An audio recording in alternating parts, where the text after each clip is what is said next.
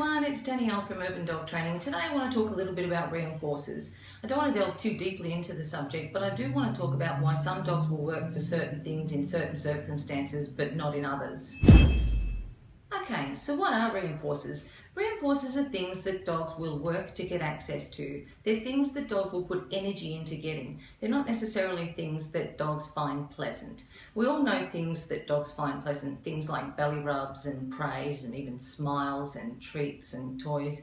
But while they find them pleasant, they don't necessarily always function as reinforcers. You'll know you're using a reinforcer when the dog puts energy into getting it. Okay, so I guess the best way for me to explain this to you is to use an analogy I've been using in class. I love the smell of fresh cut grass. It reminds me of my childhood. It also reminds me of summer. But does it function as a reinforcer for me? Well, the answer is no, because I've never once put any effort into getting access to that smell in my life.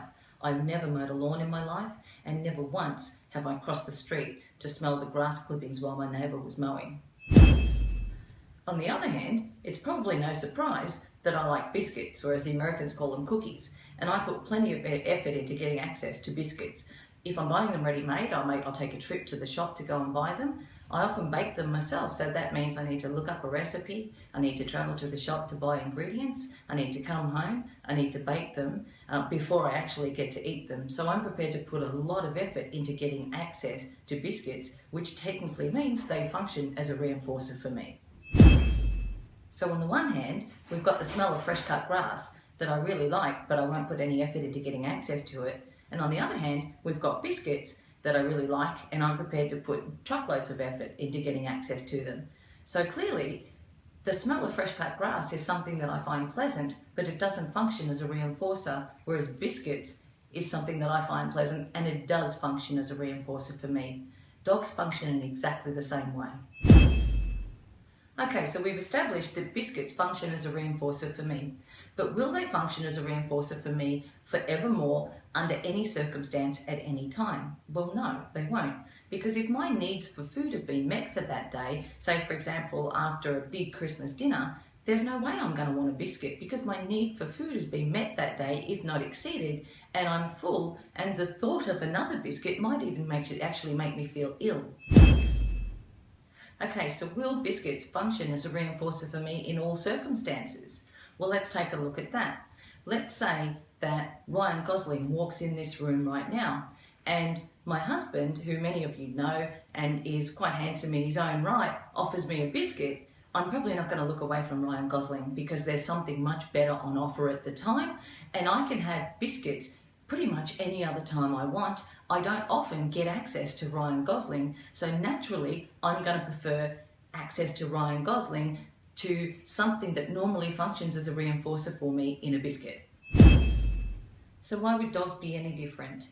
It's always surprising to us that people expect their dogs to work for the same reinforcer regardless of what the dog is doing, what task it's performing, or the environment it's performing it in. So when we look at things like, if we take for example a Jack Russell chasing a bird, something they're born to do and something they really enjoy doing, and you call that Jack Russell to come away from that bird and you give it a liver treat. Well, it might come away the first time because it doesn't know what the reinforcer is going to be, but once that dog works out that all it's ever going to get is a liver treat for coming away from such an amazing event like chasing a bird and something that they're born to do, that dog's going to stop coming, because we need to have reinforcers that are equal to or better than whatever we're expecting the dog to come away from or perform. Okay, so what can you do for this Jack Russell that's chasing a bird that won't come back because you're offering liver treats? Well, let's look at a reinforcer that might be equal to or better than chasing a bird. So you might call that dog away and play a rousing game of tug. You might call the dog away and as a reinforcer have the dog chase you.